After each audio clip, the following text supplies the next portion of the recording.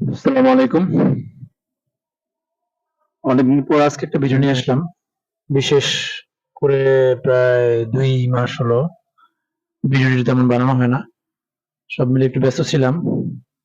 আর রোজার মাসে তো ভিডিও করাই হয়নি। জিম করছি মোটামুটি, কিন্তু আপনার ভিডিও বানানো হয়নি। তো এখন ভাবলাম বাসায় বসে থেকে সারাদিন, বাইরে প্রচুর গরম। তো যারা আমাদের মতন মোটামুটি প্রফেশনাল, যারা জিম করি আমরা, এরা তো আর বসে থাকলে হয় না। আর বসে থাকতেও পারবে না, কারণ তাদের জিম করতেই হবে। এটা আমাদের মোটামুটি একটা নেশার মতো কাজ করে। তো তাই চিন্তা করলাম যে আজকে একটা ভিডিও বানাই, যে বাইরের তীব্র তাপদাহ বাইরে। তো অনেকে আমরা জিমে যাই না, বাইরে ঘরে বেঁধে থাকি। ঘরে বেঁধে থাকা তো মুশকিল, যেই গরম, প্রচন্ড গরম। সাথে সাথে যেমন বাইরে গাছপালা নাই, নাই বললেই চলে। যে আমি যে এলাকাটা থাকি, মনে করেন আশেপাশে খুব গাছ পাওয়াই মুশকিল।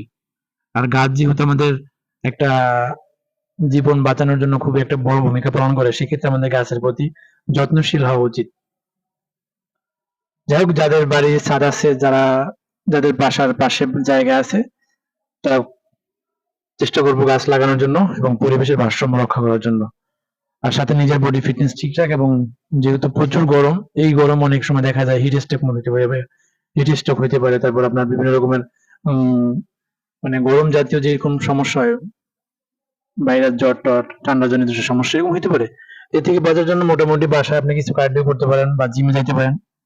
মানে হেভি হেভি ওয়েট লিফটিং করার দরকার নেই, সামথিং মোটামুটি কিছু ওয়েট নিবেন, যেগুলো করলে আপনার শরীরে অনেক বেশি আহ, কষ্ট হবে না, অনেক বেশি ক্যালোরি বার্ন হবে না। মোটামুটি শরীরটাকে সতেজ রাখার জন্য যতটুকু করা দরকার। তবে গরমে আমি রিকোয়েস্ট করব, গরমে আপনি হেভি ওয়েট লিফটিং করার কোনো প্রয়োজন নেই। আর যথেষ্ট চেষ্টা করবেন যে আপনার একটু মোটামুটি পানি পান করার জন্য। কারণ বেশি পানি পান করলে, বেশি না মানে যা যতটুকু দরকার, অতিরিক্ত পানি পান করলে সমস্যা। মোটামুটি একটু একটু পরে পরে একটু একটু পানি খেতে পারি, বা একটু লিকুইড জাতীয় খাবার খেতে পারি, এদিকে নজর রাখবো। আর শরীরের প্রতি অবশ্যই যত্নশীল হব। আর বাসায় মোটামুটি কিছু স্ট্রেচিং কার্ডিও করে রাখবো, বডি ফিট থাকে, আমাদের শরীরে মেদ না জমে, অলস না হয়ে যায়, জিমের প্রতি অনীহা না আসে। এই জন্যই মূলত ভিডিওটা করা। আর সবচেয়ে বড় ব্যাপার হলো আমাদের পরিবেশের ভারসাম্য রক্ষার জন্য আমাদের আমরা যারা জিম করি, যারা সচেতন, যারা নিজের বডির প্রতি যত্নশীল, তারা সমাজে সচেতনতা বাড়ানোর জন্য মানুষকে উদ্বুদ্ধ করবেন, যারা গাছ লাগানোর জন্য, গাছের প্রতি বেশি, গাছের জন্য গাছ লাগানোর প্রতি মানুষকে উদ্বুদ্ধ করা। তারপর আপনার পশু পক্ষীর যত্ন নেওয়া। যেমন দেখেন এই গরমে কিন্তু তীব্র গরম বাইরে, এই তীব্র গরমের কারণে অনেক কুকুর, বিড়াল, তারপর আপনার নানান অনেক পশু পাখি পানির পিপাসায় মারা যাচ্ছে, তাদেরও গরম লাগে। তো আমাদের এই পশু পাখির প্রতি আমরা যত্নশীল হবো, এবং পশু পাখিকে আমাদের যার যতটুকু সাধ্য আছে আমরা তাদেরকে সহযোগিতা করার চেষ্টা করবো। এতে হবে কি, আমাদের পরিবেশের ভারসাম্য রক্ষা করবে। দেখেন মানুষের যেমন পৃথিবীতে বাঁচার অধিকার আছে, পশু পাখির বাঁচার অধিকার আছে।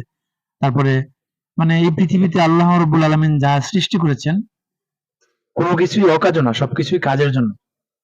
এখন যদি মনে করেন আমাদের পরিবেশ থেকে একটা জিনিস এরকম বিলীন হয়ে যায়, এর মাধ্যমে বুঝতে হবে যে একটা পর্যায়ে মানুষ এরকম আস্তে আস্তে বিলীন হয়ে যাবে।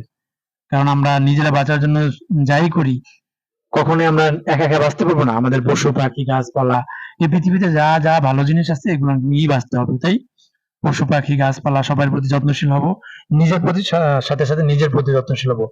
এবং গরমে আপনার যথেষ্ট পরিমাণের সতর্কতা অবলম্বন করব। আমরা অতিরিক্ত বাইরে হাঁটাহাঁটি না করে বা ঘরে অবস্থান করব, এবং একটু লিকুইড খাবার খাবো, যেই খাবারগুলো আপনার শরীরের তাপমাত্রা নিয়ন্ত্রণে রাখবে।